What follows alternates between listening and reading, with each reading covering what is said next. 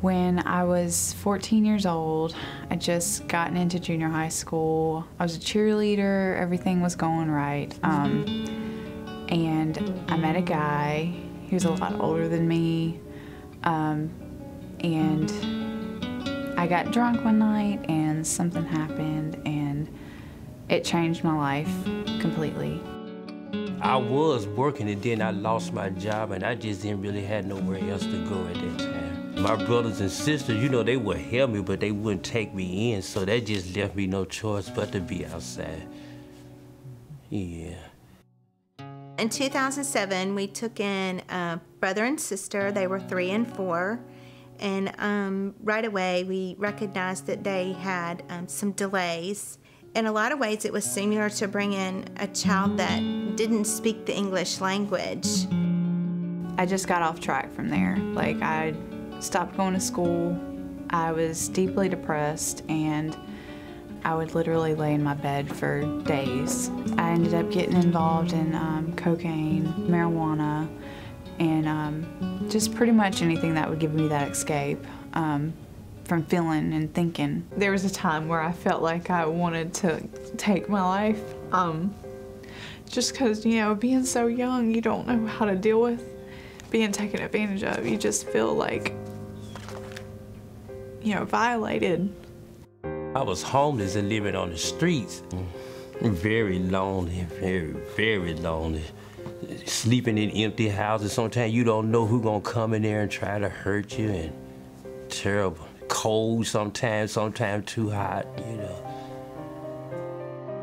Day-to-day communication was very difficult, and they were trying to tell us what they wanted and needed, but we're just not able to. So it was quite a challenge. I knew that our son was approaching kindergarten, and I knew that there was just no way that he would be ready. We were just behind, and we had a lot of work ahead of us. I was going out to Coliseum Boulevard to see my psychiatrist, and I was telling him about the loneliness and the problems I was having about my bipolar disorder, and he said, "You ever heard of the Friendship Club?" And when he told me where it was at, I come up here one day and talk, but I didn't come back. I was ashamed to come because you know how you don't have no way to bathe and take a bath, and even these people in the program, even my friends I had met, they kept saying, "Well, don't give up, just keep on coming. You know, we can understand if you need a bath and stuff like that." Then they gave me sheets and blankets when it was wintertime, when I didn't have nowhere to sleep. And they eventually helped me get an apartment building. My mom was looking for some way to help me, and that's when she found Second Chance. I felt like everyone else threw me away. And once I came here, I felt like, you know, it was like, we don't care what you've done. We don't care about what your past is. We just want to help you to become a better person. Like in the morning time at Second Chance, we would sit down and talk about our problems and like what we were going through at that time, and just kind of uplifting and encouraging one another to keep going, to push forward. We were able to take them and have them evaluated at Easter Seals, and fortunate for them and us, we were able to begin speech services for the 2 of them right away. Within just a few months, we began to see significant improvement. We do still receive services due to their language delays, but we've been very pleased and blessed to have been a part of Easter Seals for these years. Either though I wanted to give up, but the people in this club, they really stuck by my side and kept me going. Gave me my pride back, I got my confidence back, because I was to the point I didn't even hardly have self-confidence no more. So it's really been a big help to my life. The main focus of Second Chance is to get you caught up academically. So they give you the tools necessary to get you caught up so you can eventually go back and get in, you know, the right grade you're supposed to be in. It really helped set that foundation for me. And now I'm actually in nursing school, so it just goes to show, like, no matter like how far behind you think you are, you can always get caught up.